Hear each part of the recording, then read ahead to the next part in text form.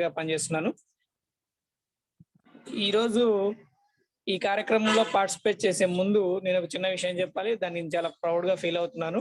Text books మారినటువంటి కొత్త సందర్భంలో ఈ భానుప్రకాష్ గారి దగ్గరే మేమందరం ట్రైనింగ్ తీసుకున్నాము.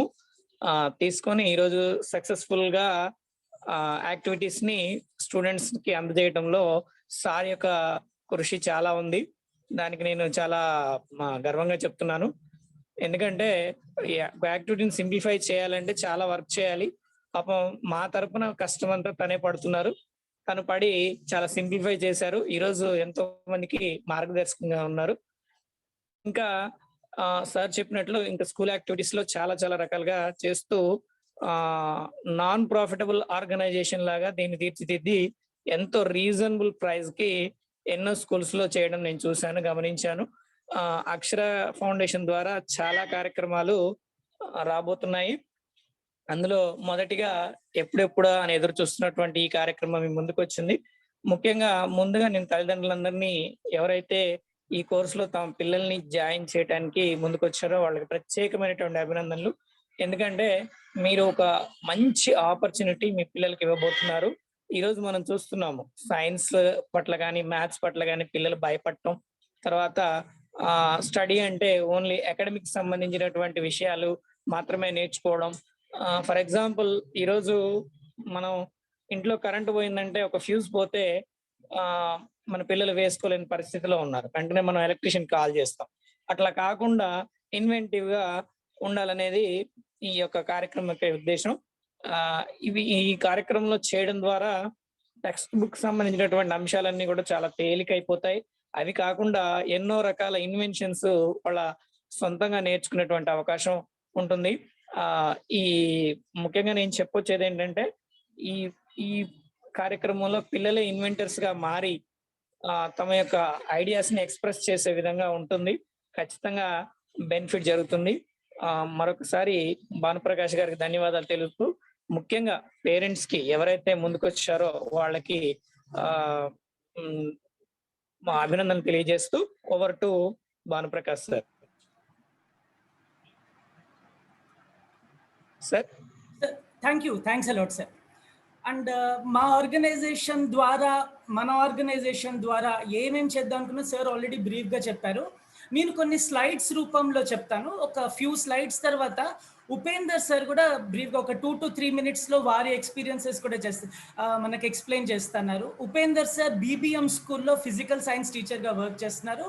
సార్ తోటి కూడా నాకున్న relation almost 4 to 5 years relation.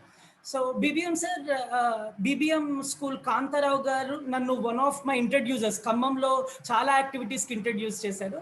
ఆ ప్రాసెస్లో ఉపేందర్ సార్ కూడా పరిచయం అయ్యి చాలా నాలెడ్జ్ షేర్ చేసుకున్నాం.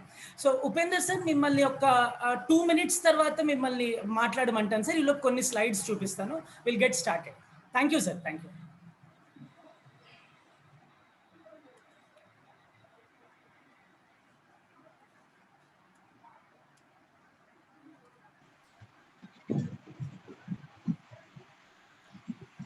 ఆల్రైట్. సో ఈ పోస్టర్ నా వెనకున్న పోస్టర్ బేసిక్గా సండే ఇన్వెంటర్స్ క్లబ్ మేము స్టార్ట్ చేసి ఈ థాట్ వచ్చి 10 నెలలు దాటింది. ఈ idea almost like 5 to 6 years నుంచి ఉంది. కానీ కోవిడ్ కారణంగా ఇంకొంచెం కాంక్రీట్గా బియాండ్ కరికులం వెళ్తూ పిల్లలకి ఒక ఇన్వెంటర్గా డెవలప్ అయినప్పుడు వాళ్ళు పొందే అనుభవాలు కానీ వాళ్ళు పొందే ఉపయోగాలు కానీ దీని ద్వారా తీసుకురావచ్చనే ఉద్దేశంతో స్టార్ట్ చేశాము. అల్టిమేట్లీ ఇది one of the stem programmes. Stem అంటే సైన్స్, టెక్నాలజీ, ఇంజనీరింగ్, మ్యాథమెటిక్స్. అలాంటి ప్రోగ్రామ్స్లో ఇది ఒక ప్రోగ్రామ్ అని అనుకోవచ్చు. బట్ ఇన్వెంటర్స్గా మనం ఫోకస్ చేయడానికి కావాల్సిన రీజన్స్ కానీ ఏం చేయబోతున్నాం అనేది ఈ స్లైడ్స్లో ఉంటుంది. So past just a second.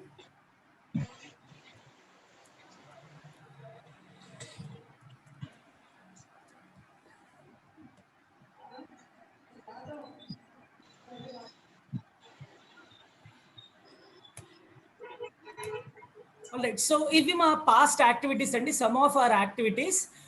ఇక్కడ కింద హార్వెస్ట్ స్కూల్లో చేసిన వర్క్, రైట్ సైడ్ హైదరాబాద్ స్కూల్స్లో చేసింది, ఒకటి వరంగల్ స్కూల్లో చేసిన వర్క్. ఈ విధంగా పిల్లలకి ఆల్మోస్ట్ 50 స్కూల్స్లో ఇలా hands on work shops.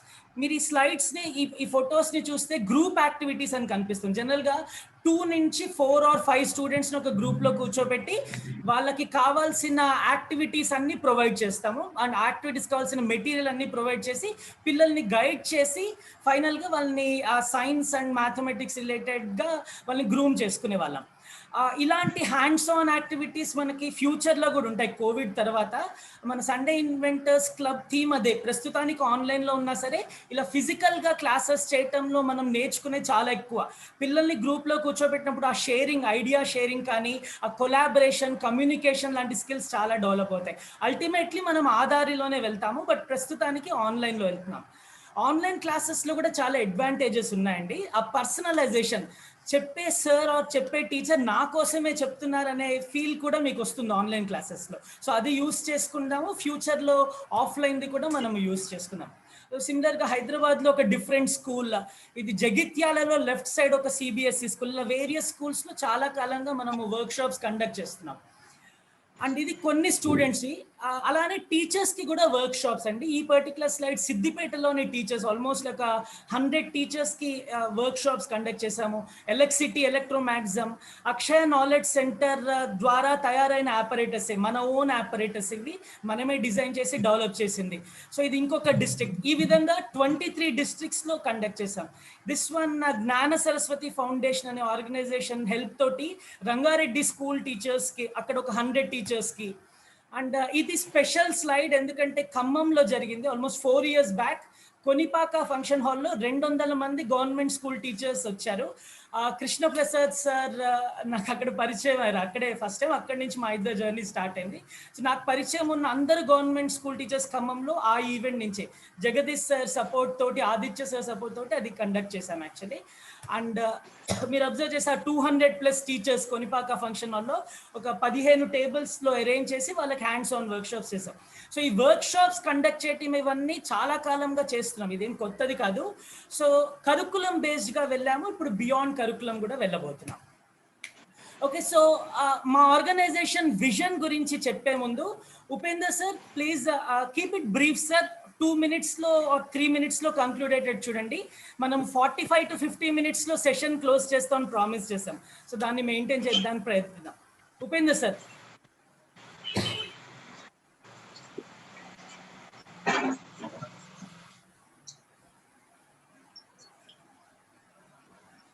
Yes sir, please sir, go on, continue sir.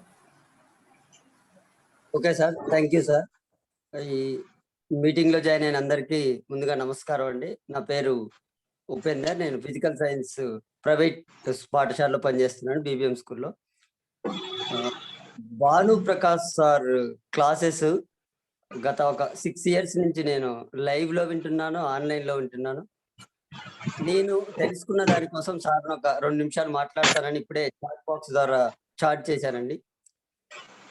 Classes ద్వారా విద్యార్థుల్లో దాగి ఉన్న సృజనాత్మక శక్తిని ఎలా వెలికి తీయగలం? ఒక్కొక్క పిల్లవాడికి ఒక్కొక్క రంగంలో ఇంట్రెస్ట్ ఉంటుందండి. ఒక పిల్లవాడు ఒక క్వశ్చన్కి ఆన్సర్ కరెక్ట్గా రాయలేకపోవచ్చు, కానీ అదే పిల్లవాడు ఖచ్చితంగా ఒక ఎక్స్పెరిమెంట్ చేసి చూపిస్తే స్వతహాగా తన మాటల్లో రాయొచ్చు. ఆ రకంగా దాగి ఉన్న స్కిల్స్ని ఎలా డెవలప్ చేయాలి, అది ఎక్స్పెరిమెంటేషన్గా లైవ్లో పిల్లవాడే ఇన్వాల్వ్ అయి చేస్తే ఎలా ఉంటుంది? ఒక రకంగా యంగ్ సైంటిస్ట్స్ ఇండియాలో కూడా కొత్త కొత్త సైంటిస్టులను మనం ఎందుకు తయారు చేయలేం? ఒక విద్యార్థి దశ నుంచే సైంటిస్ట్ కావడానికి అవకాశం ఎందుకు లేదు అని చెప్పి ఆ రకంగా ఎన్నో రకాల ప్రయోగాలు, ఎన్నో రకాల ప్రోగ్రాములు చేస్తూ చాలా తక్కువ ఖర్చుతో, ఆల్మోస్ట్ నెగ్లిజిబుల్, ఏమి ఉండదండి. బట్ నేను కూడా సార్ దగ్గర ట్రైన్ అయిన వాడినే కాబట్టి ఇందులో జాయిన్ అయిన తల్లిదండ్రులైనా విద్యార్థులైనా ఖచ్చితంగా ఈ ప్రోగ్రామ్ మీకు మంచిగా ఉపయోగపడుతుంది. భవిష్యత్తులో మీరు ఏ స్థాయికి వెళ్ళినా ఈ ప్రోగ్రామ్ మంచి బేసిక్ గా ఉంటుంది. All the best. ఈ అవకాశం నాకు ఇచ్చినందుకు భాను సార్కి thank you sir. Sir Upendra sir, I'm very thankful sir. మీరు మీరే మాట్లాడతా అని చెప్పేసి మన ఆర్గనైజేషన్ గురించి, మన వర్క్ గురించి ఇంత పాజిటివ్గా చెప్పారు. We're thankful sir. Okay, so let's proceed with the slides. So ఇప్పుడు యాక్చువల్ రెయిన్ స్టార్ట్ అయింది ఖమ్మంలో. ఇన్ కేస్ కరెంట్ పోతే ఏమంటే మనం వేరే ప్లాన్ చేద్దాం. అండ్ ఒకవేళ ఈ విండో క్లోజ్ అయినా సరే మీరు మళ్ళీ అదే లింక్ని యూజ్ చేసి జాయిన్ అవ్వచ్చండి.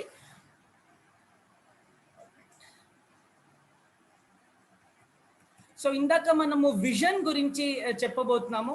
సో ఉపేందర్ సార్ సైంటిస్టులు తయారవ్వాలి అని అన్నారు. సో దానితో పాటు ఇంకొక ఎడిషనల్ పాయింట్ కూడా మీకు చెప్దాం అనుకుంటున్నాను. ఓకే, సో నా విజన్ అంటే మన సండే ఇన్వెంటర్స్ క్లబ్ విజన్లో ఈ స్లైడ్ చాలా ఇంపార్టెంట్ అండి. One of the important slides. మీరు ఇక్కడ గమనిస్తే రైతులకి అగ్రికల్చరల్ టెక్నాలజీ చాలా అవసరం. రైతులకి ఎన్వైర్న్మెంట్ నుంచి కావాల్సిన సపోర్ట్, వరదల వల్ల నష్టపోతున్నారు, మార్కెట్ వల్ల నష్టపోతున్నారు, రకరకాల రీజన్స్ వల్ల నష్టపోతున్నారు. సో టెక్నాలజీ వచ్చినప్పుడు ఆ నష్టాలు తగ్గించే అవకాశం ఉంటుంది. రైతులు ఇంకా ఫ్లరిష్ అయ్యి కంట్రీని కూడా ఫ్లరిష్ చేసే ఛాన్స్ ఉంటుంది. ఇది ఇండియాలో one of the major problems అండి. అండ్ మీరు పైన గమనిస్తే ఒక లేడీ వాటర్ తీయటానికి ట్రై చేస్తున్నారు బావి నుండి. So water crisis another major crisis. మనం పట్టణాల్లో ఉంటున్న వల్ల మనమే ఇబ్బందులు పడుతున్నాము. ఇంకా ఆరిడ్ రీజియన్స్, నీళ్లు తక్కువగా ఉండే భూముల్లో చాలా చాలా ఇబ్బంది పడుతున్నారు. దానికి కూడా టెక్నాలజీ తోటే సొల్యూషన్స్ ఉంటాయి. అండ్ ఈ పర్టికులర్ రిలేటెడ్ ఈ మధ్య చాలా విన్నాము. ఒకళ్ళు సోలార్ ఎనర్జీ చిన్న ప్లాంట్ పెట్టేసి ఆ ప్రదేశంలో వాటర్ ఎనర్జీ అంటే సోలార్ ప్యానల్స్ నుంచి వచ్చిన ఎనర్జీ తోటి నీటిని ఉత్పత్తి చేయగలిగారు. అలానే విండ్ ఎనర్జీ ప్లాంట్స్ని కూడా చేసి అంటే రోజుకి ఒక 5 లీటర్ల వరకు వచ్చేటట్లు చేశారు. కానీ ఇంకా టెక్నాలజీ డెవలప్ అవుతే ఆ 5 లీటర్లు కాస్త 500-5000 లీటర్లుగా కూడా డెవలప్ అవ్వచ్చు. సో ఎలాంటి ఎనర్జీ లేకుండా, ఎలాంటి పెట్రోల్ డీజిల్ లేకుండా సూర్యుని కాంతి నుండి అలానే గాలి నుండి వాటి నుండే ఎనర్జీని యూజ్ చేసుకొని తయారు చేస్తున్నారు. టెక్నాలజీ ఇంకా డెవలప్ అవుతుంది. సో కింద మీరు ఫ్లడ్స్ చూస్తున్నారు. ఇండియాకున్న ఇంకొక ప్రాబ్లం వెదర్ వల్ల వచ్చే ప్రాబ్లమ్స్, ఫ్లడ్స్ కానీ వాటి నుంచి ప్రొటెక్షన్. సో ఇలాంటి ఇండియాకున్న మేజర్ ప్రాబ్లమ్స్కి అన్ని సొల్యూషన్ టెక్నాలజీ మాత్రమేనండి. ఆ టెక్నాలజీ ఎలా వస్తుందంటే ఇన్వెంటర్స్ నుంచి. ఇందాక ఉపేందర్ సార్ సైంటిస్టులుగా డెవలప్ అవ్వాలన్నారు. సో నా పర్సనల్ ఒపీనియన్ ఏంటంటే సైంటిస్టులకి ఇన్వెంటర్స్కి చాలా తేడా ఉంది. ఇండియాకి సైంటిస్టుల కంటే ఇన్వెంటర్స్ అవసరం ఎక్కువ ఉందని నా ఫీలింగ్. సైంటిస్టులు మేజర్గా ఇప్పుడు వరల్డ్ వైడ్ వర్క్ ఎక్కడ జరుగుతుందంటే ఒకటి క్వాంటమ్ మెకానిక్స్ అని, అంటే ఒక అణువు లోపల సూక్ష్మంగా ఇంకా లోపలికి వెళ్ళే కొద్దీ అక్కడ ఏం జరుగుతుందని కనుక్కునే ప్రయత్నం క్వాంటమ్ మెకానిక్స్. దాని మీద చాలా రీసెర్చ్ జరుగుతుంది. అలానే కాస్మోస్ రిలేటెడ్ అంటే విశ్వం గురించి, లైక్ గ్యాలాక్సీస్ మధ్యలో ఏం జరుగుతుంది, ఆర్ మన ప్లానెట్స్ అన్ని దూరంగా వెళ్తున్నాయా, దగ్గరగా వెళ్తున్నాయా, బిగ్ బ్యాంగ్ థియరీ అసలు కరెక్టా కాదా. మన హిందూ మైథాలజీ ఏం ప్రపోజ్ చేసిందంటే ప్రతి ఈ 4 మన సత్యయుగం, త్రేతాయుగం, ఈ 4 యుగాలు ఉన్నాయి కదా, ద్వాపర యుగం, ఈ యుగాలన్నీ ఒకసారి ఒక సైకిల్ అయిపోయిన తర్వాత మళ్ళీ పుట్టుకొస్తాయి. అంటే కలియుగం అయిన తర్వాత మళ్ళీ సత్యయుగం, ఆ విధంగా సైక్లిక్ ప్రాసెస్ లో జరుగుతుంది అంటారు. చాలా మంది వరల్డ్ వైడ్ సైంటిస్ట్ కూడా అదే ఒప్పుకుంటారు. ఇన్ఫాక్ట్ ఇప్పుడు ప్రెసెంట్ థియరీ ఏంటంటే బిగ్ బ్యాంగ్ థియరీ, అంటే బిగ్ బ్యాంగ్ అప్పుడు ఇలా పేలిపోయి విశ్వం అంతా దూరంగా వెళ్తుందన్నారు.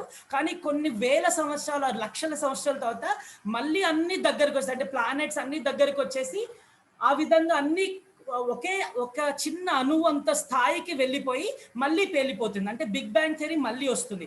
అంటే పేలిపోతుంది, మళ్ళీ దగ్గరికి వస్తుంది, పేలిపోతుంది, మళ్ళీ దగ్గరికి వస్తుంది. సో ఇది క్వాంటమ్ లూప్ థియరీ అనేది సైంటిస్ట్ వర్క్ చేస్తున్నారు. సో ఇలాంటి థియరీస్ చాలా వస్తున్నాయి. నేను చెప్పే పాయింట్ ఏంటంటే ఇలాంటివి డెవలప్ చేయడానికి సైంటిస్టులు చాలా మంది ఉన్నారు వరల్డ్ వైడ్లో. కానీ ఇండియాకి కరెంట్గా కావాల్సింది సైంటిస్టుల కంటే ఇన్వెంటర్స్. చాలా సైన్స్ డెవలప్ అయిందండి. ఆ సైన్స్ని ఎఫోర్డబుల్ ప్రైస్ అంటే మనకి అందుబాటు ఉండే ధరలోకి తీసుకురావాల్సింది ఇన్వెంటర్స్ మాత్రమే. ఆ ఇన్వెంటర్స్ కోసమే ఆతృతగా అందరం ఎదురు చూస్తున్నాము. అండ్ మన పిల్లలు కూడా ఇన్వెంటర్స్ అవ్వాలని కోరికతోటి ఉన్నాము. సైంటిస్టులు అవ్వటం చాలా గొప్పది, బట్ ఇన్వెంటర్స్ అవసరం. సో రెండింటి మధ్య ఉన్న వ్యత్యాసం ఒక్కసారి గమనించాలి. అండ్ ఈ ఇన్వెన్షన్స్ నేర్చుకుంటూ కూడా సైంటిస్ట్ దారిలో కూడా వెళ్ళొచ్చు మనం. ఓకే, సో ఇక్కడ ఒక ఇంపార్టెంట్ స్లైడ్ అండి. మీరు గమనిస్తే కింద డాక్టర్స్ ఒక ఫోటో పెట్టాను, పైన ఇంజనీర్స్ ఒక ఫోటో పెట్టాను. రెండిటికి ఉన్న వ్యత్యాసం ఏంటంటే మన భారతదేశంలో ఇంజనీరింగ్ 4 ఏళ్ళు ఉంటుంది. 4 ఏళ్లలో ప్రాక్టికల్ నాలెడ్జ్ 3 నుండి 5% వరకే ఉంటుందండి. ఆ పిల్లలు 4 ఏళ్లలో లైక్ ల్యాబ్స్కి వెళ్ళటం కానీ, బయట వేరే చోటుకి వెళ్ళి టెంపరీగా ఉద్యోగాలు చేయటం కానీ అలాంటివి చేసేది అంటే వాళ్ళ సబ్జెక్ట్కి తరహాగా. అంటే మెకానికల్ ఇంజనీర్ వెళ్ళి ఒక మెకానికల్ ఇంజనీరింగ్ కంపెనీలో జాబ్ చేయటం అనేది జరగదు. అందుకే ప్రాక్టికల్ నాలెడ్జ్ మన ఇంజనీర్లకు ఉండేది 3 నుండి 5%.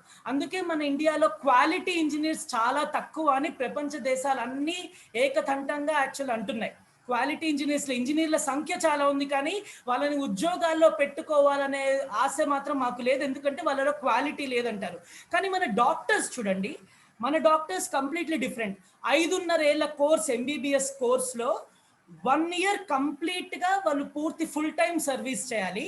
అలానే వాళ్ళ మొదటి 4.5 ఏళ్లలో కూడా 2వ సంవత్సరం నుంచి డైరెక్ట్గా పేషెంట్స్ తోటి వర్క్ చేస్తారు వాళ్ళ హాస్పిటల్ క్లినిక్స్లో, అంటే వాళ్ళ కాలేజ్ రన్ చేసే హాస్పిటల్లో. అంటే రోజుకి 4 గంటల పాటు ఆల్మోస్ట్ ఒక 3.5 ఏళ్ళు, దాని తర్వాత ఒక సంవత్సరం పాటు ఫుల్గా సర్వీస్ చేస్తారు. అంటే ఎంత ప్రాక్టికల్ ఎక్స్పోజర్! అలాంటి ప్రాక్టికల్ ఎక్స్పోజర్ ఈవెన్ ఇంజనీర్లకు కూడా కావాలండి. అలా జరిగినప్పుడు మాత్రమే మన కంట్రీ టెక్నాలజీ వైజ్గా డెవలప్ అవుతుంది. చాలా ఇంపార్టెంట్ పాయింట్. డాక్టర్లకి చేస్తున్నది ఇంజనీర్లకు కూడా చేయొచ్చు, కానీ మనం ఎడ్యుకేషన్ సిస్టమ్ ఇంకా దాని మీద ఫోకస్ చేయాలి.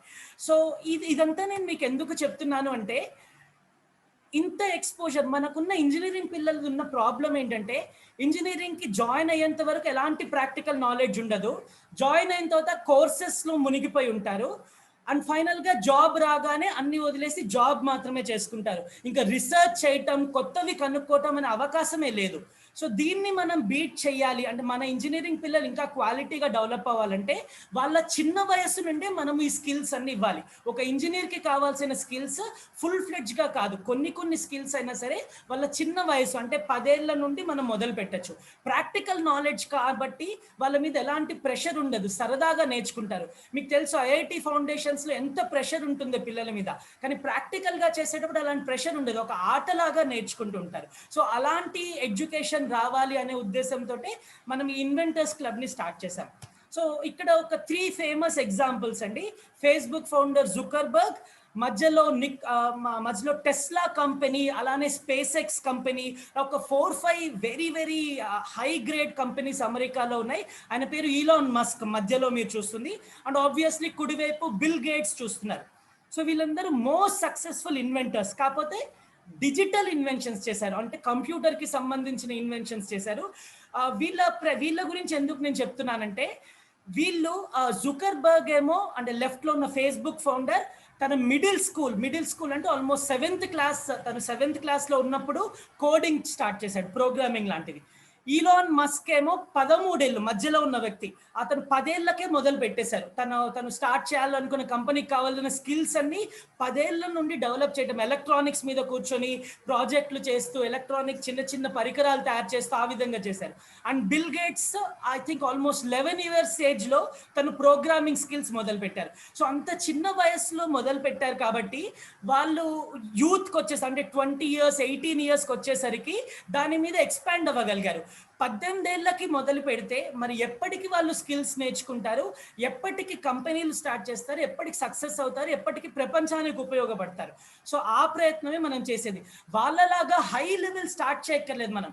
సో స్లోగా స్టార్ట్ చేసి, అంటే వాళ్ళ పిల్లల 6th గ్రేడ్లో మనం మొదలు పెట్టగలిగితే మెల్లమెల్లగా వాళ్ళు 8th గ్రేడ్ వచ్చేసరికి వాళ్ళు సొంతంగా డెవలప్ చేసే ఒక పరికరాన్ని కూడా తయారు చేసే కేపబిలిటీని తీసుకురావచ్చు. కాకపోతే కొంచెం ప్లానింగ్ తోటి, ఒక ప్రణాళిక తోటి స్టెప్ బై స్టెప్ పిల్లల మీద ప్రెషర్ పెరగకుండా నేర్చుకునేటట్లు ఉండాలి. సో ఈ 3 ఎగ్జాంపుల్స్ ఇచ్చేది అదే రీజన్. యంగ్ ఏజ్లో స్టార్ట్ చేసి వరల్డ్లో టాప్ 5లో ఉన్నారండి వెల్దీ పీపుల్లో, సంపాదించిన వాళ్ళల్లో. కానీ దానికంటే ముఖ్యంగా సేవ చేస్తున్న వాళ్ళల్లో కూడా టాప్ 50లో ఉన్నారు ప్రపంచంలో. సో చాలా గొప్ప వ్యక్తులు. అండ్ వాళ్ళ క్రిటిసిజమ్స్ కూడా ఉన్నాయి. మనం పాజిటివ్స్ గురించే మాట్లాడుకుందాం ఈరోజు. ఓకే, సో ఈ రీజన్ వల్ల మనము ఈ సండే ఇన్వెంటర్స్ క్లబ్ ఎర్లీ ఏజ్లోనే పిల్లలకి స్టార్ట్ చేసి స్లోగా వాళ్ళ నాలెడ్జ్ స్కిల్స్ డెవలప్ చేద్దామనే ఉద్దేశంతో. సో ఇక్కడ నేను ఒక స్లైడ్ పెట్టాను, పిల్లలందరికీ తెలిసిందే. ఓకే, సో ఎవరన్నా స్టూడెంట్స్ చెప్తారా what is this? Drone. Exactly, drone. What's your name? Drone means sir Shanmukh. Chandu. Shanmukh. Okay, thank you Shanmukh, thank you. Yeah, that's a drone. So ఈ డ్రోన్ని ఎందుకు మీకు అందరికీ చూపిస్తున్నానంటే, ఈ డ్రోన్ ని తయారు చేయాలంటే మనకు కావాల్సిన నాలెడ్జ్ ఏంటో చూడండి. ఒక నాలెడ్జ్ మెకానికల్ డిజైన్. అంటే మెకానికల్ డిజైన్ అంటే ఆ వస్తువు ఎంత బరువు ఉంది, ఆ వస్తువు అలా గాలిలో లేవాలంటే ఆ మోటార్లకి ఎంత పవర్ కావాలి, ఆ ఫ్యాన్స్ పైన మీకు కనిపించే బ్లేడ్స్ ఆర్ ఫ్యాన్స్ అంటాం అవి ఎంత పొడవుగా ఉండాలి, మొత్తం వస్తువు ఎంత బరువు ఉండాలి, వీటన్నిటికీ సంబంధించింది మెకానికల్ డిజైన్ అండి. రెండవది ఎలక్ట్రానిక్ డిజైన్. అంటే లోపల ఎలాంటి ఎలక్ట్రానిక్స్ వాడాలి, డయోడ్లు వాడాలా, మైక్రో కంట్రోలర్స్ వాడాలా, మైక్రో ప్రాసెసర్స్ వాడాలా, కెమెరా ఎలాంటి పిక్సెల్స్ ఉండాలి, ఇవన్నీ ఎలక్ట్రానిక్స్ డిజైన్ కింద వస్తాయి. ఈ నాలెడ్జ్ కూడా కావాలి. దాని తర్వాత మ్యానుఫ్యాక్చరింగ్ లో ప్లాస్టిక్స్ వాడాలా, మెటల్ వాడాలా, లోహాలు వాడాలా, అలోహాలు వాడాలా, వాటితో పాటు దాని వెయిట్ తగ్గించడానికి ఏం వాడాలి, అప్పుడప్పుడు కొన్ని చోట్ల వెయిట్ పెంచాల్సిన నెసెసిటీ కూడా ఉంటుంది, వాటికి ఏం వాడాలి, ఇలా మెటీరియల్స్. అలానే ముందు తయారు చేయడానికి బ్లేడ్స్ ని ముందు తయారు చేయాలా, లేకపోతే కింద స్టాండ్ ని తయారు చేయాలా, ఇలాంటి ప్రశ్నలన్నీ మ్యానుఫ్యాక్చరింగ్ వాళ్ళు డీల్ చేస్తారు. అండ్ లాస్ట్ గా ప్రోగ్రామింగ్ అంటే కోడింగ్. ఫర్ ఎగ్జాంపుల్ మీ రిమోట్ కంట్రోల్తో బటన్ నొక్కగానే అది పైకి వెళ్తుంది. సో రిమోట్ కంట్రోల్తో బటన్ నొక్కగానే ఇన్ఫాక్ట్ పైకి వెళ్తుంది ఆ డ్రోన్. అది ఎలా వెళ్తుంది, ఆ డ్రోన్ లోపల ప్రోగ్రామింగ్ ఉంటుంది. ఆ మైక్రో కంట్రోలర్ అనే చిన్న పరికరంతో ప్రోగ్రామింగ్ కూడా జరుగుతుంది. సో ఇవన్నీ ఉండటం కారణంగా ఇవన్నీ ఉండటం కారణంగానే అది తయారవుతుంది. సో మనము ఇవి తయారు చేయాలంటే ఈ 4 స్కిల్స్ చాలా చాలా అవసరం. ఇది లేటెస్ట్ది. అంటే డ్రోన్స్ అన్ని లాస్ట్ 5 to 8 years లో బాగా డెవలప్ అయ్యాయి. సో మన ఇంట్లో ఉండే పరికరాలు ఒకసారి చూడండి. మన ఇంట్లో ఉండే ఫ్రిడ్జ్ కూడా సేమ్ థింగ్. మెకానికల్ డిజైన్ అవసరం, లోపల ఎలక్ట్రానిక్స్ అవసరం. మెకానికల్ డిజైన్లో ఏమవుతుంది, అది చల్లపరచడానికి వెనక లిక్విడ్ ఏం వాడాలి, అమోనియా వాడాలా, క్లోరోఫ్లోరో కార్బన్స్ వాడాలా, అలాంటి వాటి గురించి డిస్కస్ చేస్తాం. ఎలక్ట్రానిక్స్కి మీకు ఆల్రెడీ తెలుసు, ఇందాకే చెప్పాను మనము ఎలాంటి ఎలక్ట్రానిక్ ఐటమ్స్ వాడాలి, మైక్రో కంట్రోలర్స్ అలాంటి వాటి గురించి. అలానే ఇన్ఫాక్ట్ లోపల వాడే బల్బ్ ఎలా ఉండాలి, ఎనర్జీ ఎఫిషియన్సీ ఎలా ఉండాలి, అంటే ఎంత తక్కువ కరెంట్ కాలాలి, అలాంటి వాటి గురించి కూడా ఎలక్ట్రానిక్స్ డిజైన్ గురించి. అండ్ మ్యానుఫ్యాక్చరింగ్, ఎంటైర్ మోడల్ ఎలా మ్యానుఫ్యాక్చర్ చేయాలి, ప్రోగ్రామింగ్, ఇవన్నీ మీరు ఇంట్లో చూసే చాలా పరికరాలలో, వాషింగ్ మెషిన్లో కూడా ఈ 4. అండ్ ఈవెన్ ఏసీలో కూడా ఈ 4. మీరు రిమోట్ నొక్కగానే టెంపరేచర్ పెరగటం, టెంపరేచర్ తగ్గటం, ఇవన్నీ మనము ఎలక్ట్రోమెకానికల్ సిస్టమ్స్ అంటాం. అండ్ ఒక 60 ఏళ్ల క్రితం ఓన్లీ మెకానికల్ సిస్టమ్స్ ఉండేవి. అంటే స్టీమ్ ఇంజన్ అలానే బొగ్గుతోటి మనము ట్రైన్స్ నడుపుతారు. బొగ్గుని వాడి స్టీమ్ తయారు చేసి ఆ స్టీమ్ హెల్ప్ తోటి ట్రైన్స్ని నడిపేవాళ్ళు. కార్లు ప్యూర్గా మెకానికల్ అయ్యేవి, ఎలాంటి ఎలక్ట్రానిక్స్ కానీ. మన కార్లని చూసుకోండి ఒకసారి. మన కార్ గురించి ఆలోచిస్తే ఎంత ఎలక్ట్రానిక్స్ ఉంటుంది. ఏసీని కంట్రోల్ చేయడానికి ఎలక్ట్రానిక్స్ వాడతాము. బ్లింకర్స్, మనము రైట్ సైడ్ తిరిగేటప్పుడు రైట్ ఇండికేటర్ వేస్తాము, లెఫ్ట్ ఇండికేటర్ వేస్తాము. ఇవన్నీ ఎలక్ట్రానిక్స్. లేటెస్ట్గా ఉన్న వాటన్నిటికీ ఇవన్నీ అవసరం. కానీ ఒకప్పటి మెషిన్స్ అన్నిటికీ ఓన్లీ మెకానికల్ డిజైన్, మ్యానుఫ్యాక్చరింగ్ ఉంటే సరిపోయేది. సో వీటిని చెప్పడానికి కారణం ఏంటంటే, ముఖ్యంగా మనము ఇలాంటి పరికరాలని తయారు చేయాలి అంటే మనకి ఈ స్కిల్స్ అన్ని కంపల్సరీ అవసరం. ఓకే, సో అలాంటి స్కిల్స్కి సంబంధించి ఇన్ని డిపార్ట్మెంట్స్ మనం డీల్ చేద్దాం. సండే ఇన్వెంటర్స్ క్లబ్ చూడండి, అక్కడ హైలైట్ చేసినవి మేము ఆల్రెడీ మాట్లాడాము. హైలైట్ చేయని కూడా కొన్ని ఉన్నాయి. మెకట్రానిక్స్, ప్రోగ్రామింగ్, 3D ప్రింటింగ్, ఇలాంటివి కూడా మనం క్లాసెస్ కండక్ట్ చేస్తాం. ప్రతి ఆదివారం ఉంటుంది, ప్రతి ఆదివారం సంవత్సరం అంతా ఉంటుంది. 4 వారాలు అంటే 4 ఆదివారాలు ఒక కోర్స్ ఉంటుందన్న. ఆ కోర్స్ తర్వాత ఒక కొత్త కోర్స్ ఉంటుంది. నెక్స్ట్ కోర్స్ మనం ఏంటి, సింపుల్ మెషిన్స్ అనే కోర్స్ పెడుతున్నాం. ఆ తర్వాత ఏం చేద్దామంటే వుడ్ వర్కింగ్ కోర్స్.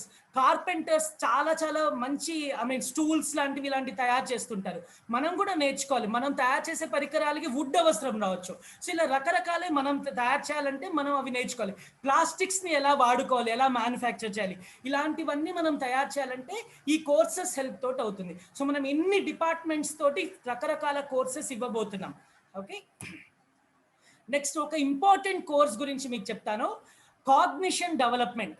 సో పిల్లలకి ఈ మెకానికల్, నేను ఇందాక మీకు చెప్పిన మెకానికల్ స్కిల్స్, ఎలక్ట్రానిక్స్, మ్యానుఫ్యాక్చరింగ్, ఇవన్నీ మనం ఇస్తాము.